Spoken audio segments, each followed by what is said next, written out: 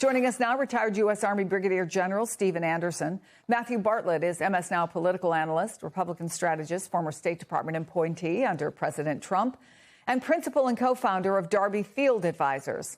We also have MS Now senior national security reporter David Rode here with me. Okay, General, I wonder when you see the video of Iranians boarding that commercial ship, is it evidence, as the White House seems to suggest, that Iran's military is so desperate they're acting like pirates? Or is it a sign they're resourceful and resilient and determined?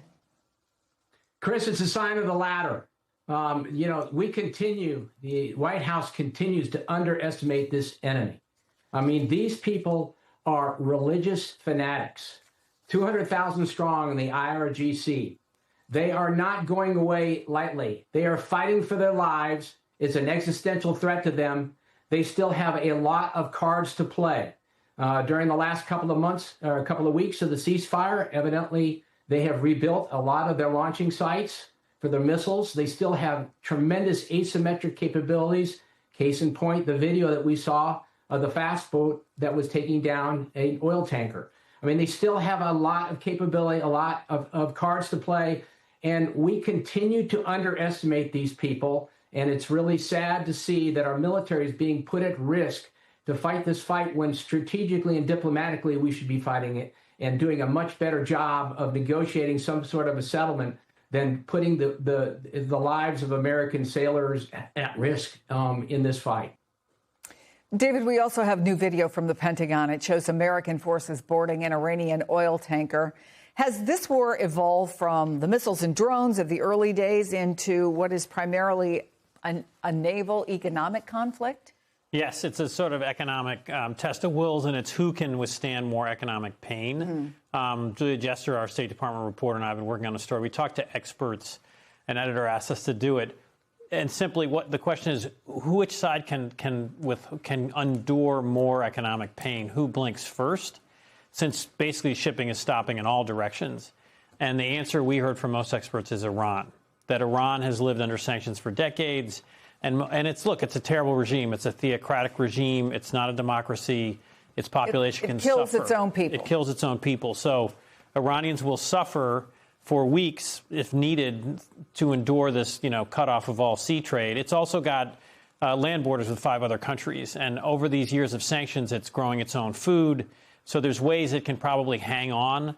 And then on the other side of the economic battle, for the U.S., and again, this is your oil experts are telling us, if this goes on through the end of April, the Strait of Hormuz being shut down, the shortages of fuel, not just high gas prices, but in parts of the world and parts of Asia, there's a shortage of gasoline right now that if this goes on through the end of April, those gas shortages could start occurring in the United States. And that's a huge political problem for the Trump administration. Yeah. General, the Washington Post reports it could take 6 months to fully clear the Strait of Hormuz of Iranian mines, and that any such operation is unlikely to even begin until the war is over. 3 officials told the Post that the Pentagon told lawmakers there were 20 or more mines in and around the strait, and some were floated remotely using GPS technology, which has made it difficult for U.S. forces to detect the mines as they are deployed. Today, Trump said the U.S. is already sweeping for mines, but how difficult is it not only to stop them from being deployed, but also to clear the ones that are already there? Well, Chris, it's going to take at least 6 months if we were to stop right now, to cease all hostilities. It'd probably take 6 months for them to completely clear the straits and return some semblance of normalcy, the 130 ships a day that were coming through the strait. I mean, but this is, we're in day 54 now, Chris, of the greatest geopolitical blunder in American history. We just don't understand this enemy. We're not fighting a good, smart fight. Tactically, we're decimating them. But strategically, Iran has got the upper hand. We have no allies. We have nobody our stock has gone down. The Iranians have gone up. And right now, as David just described, we've got this massive game of chicken going on. Who can endure the most pain?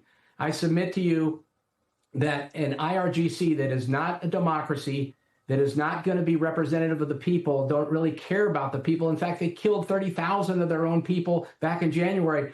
They can endure a lot more pain, as David said, than do the Americans. And this is going to go on for quite some time. Like I said, day 54, the greatest geopolitical disaster in American history. And Matthew, Iran says it won't talk peace until Trump lifts the blockade. And as you know, Trump, at least so far, is refusing. So where does that leave things? Yeah, great question, Chris. And just what an extraordinary day here on MS Now, starting with Ali's conversation with Pence, and then Jackie's phone call with the president, David's reporting around, leadership struggles or maybe lack thereof and strength in Iran. Just so many questions now linger.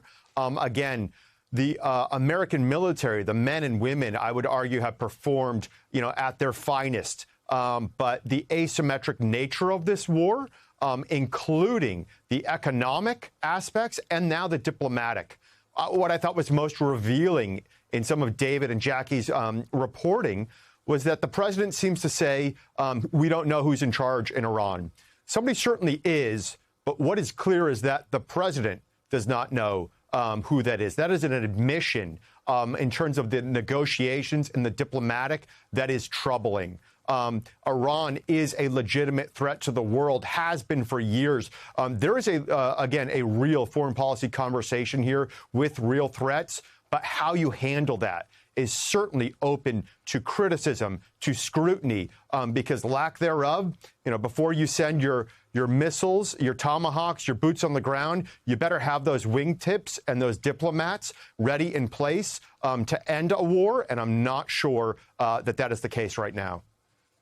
So, General, all of this has happened as the head of the Navy was just pushed out. Does that raise any concerns for you? Yes, it does. Obviously, he was selected on the basis of his fealty to Donald Trump, and apparently he didn't have enough fealty to Pete Hegseth, and that's why he's gone. He was complaining, apparently, Hegseth was of the pace of procurement of Navy ships. But, welcome to the club. There's been a lot of people who've been dissatisfied about the pace of procurements, but there's no operational impact in losing this guy. So, we're going to be running the war we're going to continue to run the war as ineptly and as incompetently, since his firing as we were before his firing. But there's a cancer that's impacted the military and the DOD. You've got a situation in which you've got lions that are performing superbly, as we just heard, but they're being led by donkeys. We're in the middle of this tremendous geopolitical disaster, and I'm really concerned that we have the right leadership that it can get us out of this mess, because that's exactly what we have. We need to start negotiating. We need to get some kind of an extended ceasefire, and we need to open the Strait of Hormuz on both sides, both the Iranian and the Americans. And then we need to lay some kind of a groundwork for a diplomatic solution long term, because we're just not going to be able to have the time to work out the nuclear details. But if we can get the Strait of Hormuz open, then we can restore the world's economy, because right now it's suffering.